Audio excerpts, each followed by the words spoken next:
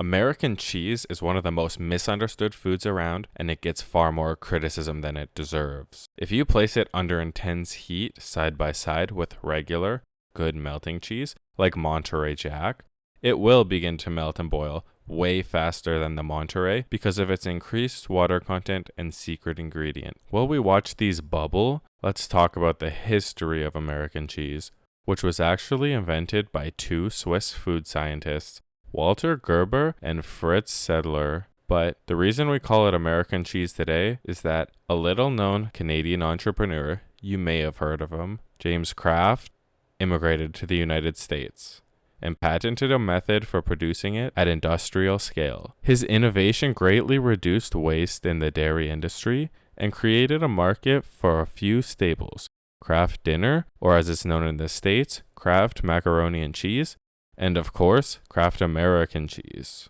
As you can see, the Kraft cheese melts and forms a crust with an essentially unbreakable emulsion, whereas the Monterey breaks into a clumpy, greasy mess.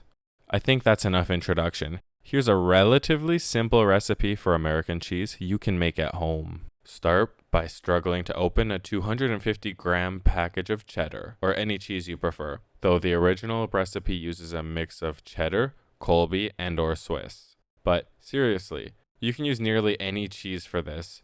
The only thing I don't think would work is feta, halloumi, or any similar cheese because of the extremely tight protein networks. Once your cheese is grated, transfer it to a small pot, then weigh out 11 grams of sodium citrate, which is half the reason this can't be sold as cheese, although it's completely harmless and you probably consume it all the time. If you don't feel like ordering this stuff, I'll link you a video on how to make it at home in the description of this video. Weigh out 110-ish grams of your other reason that this isn't allowed to be sold as cheese. Actually, this is just water.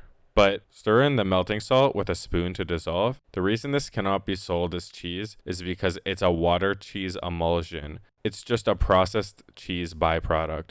Pour the dissolved sodium citrate over the cheese and start to stir on low heat. Mash everything together with a rubber spatula while stirring constantly. Because there's so much cheese relative to the water, you don't want to rush this. Gradually increase the heat over about 10 minutes. At first, it'll look loose and clumpy. That's completely normal. But right when you think you've ruined it and you're about to give up, suddenly, it comes together into a smooth, glossy cheese sauce. Once it's thick enough, pour it onto a parchment paper-lined baking sheet to prevent the sauce from seizing too early. I preheat mine using my oven's keep warm setting.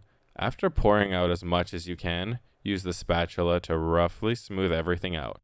Then, place a second parchment sheet over top, preventing a cheese skin from forming, which can bring an off texture to the final product. Transfer everything to the fridge. After about an hour, my cheese is fully firmed up, and it's now time to slice. I'm cutting roughly 8 by 9 centimeter slices here, but the beauty of this is that you can adjust the size to your personal preference. Finally, label these with a more appropriate name, Canadian cheese. Save the scraps. They make an incredible mac and cheese base. Before we finish things off, if you enjoyed watching this video and you'd like to see more content from me, make sure you subscribe and comment anything you'd like to see me make next. Thanks for watching, and I hope to see you all in the next video.